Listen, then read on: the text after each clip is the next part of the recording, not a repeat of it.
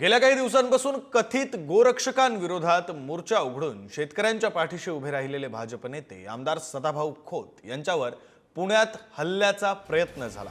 पुण्यात गोरक्षकांनी त्यांना अडवून धक्काबुक्की केली। सदाभाऊ खोत यांच्या भूमिकेवर पक्षातच दोन गट पडले।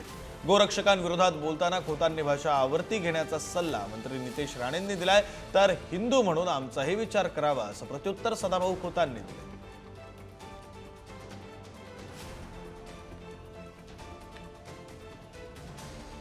आहे कोर्टाचे आदेश आहे।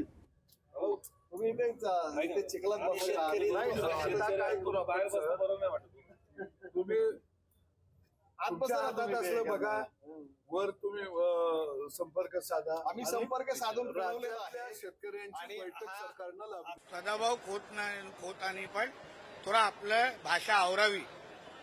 ज्या पद्धतीने गौरक्षक आपल्या स्वतःच्या जीवाची काहीच पर्वा न करता गायींची सेवा करतात, गायीचं संरक्षण करतात, त्यांना सगळ्या पद्धतीने आपण त्यांना ताकदच दिली पाहिजे।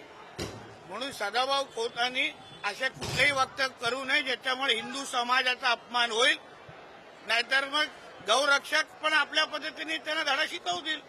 म्हणून त्यांनी माफी मागावी असं तर मी सांगेन। सदाभाऊ खोत हा हिंदू आहे, हिंदू संस्कृतीला आम्ही मानणारे आहोत। म्हणजे तुम्हानी खळी आम्ही मोकळी करून नाही दिली पोथी भरायला की मग म्हणायचं का तुम्ही हिंदू नाही, म्हणजे तुम्ही आमची हिंदूंची घरं जाळता। मग हिंदू म्हणून आमचा बी विचार करा ना। गाय म्हशी कोण पाळतो रे बाबा? बहुतांश हा हिंदू समाजच पाळतो ना गाय म्हशी।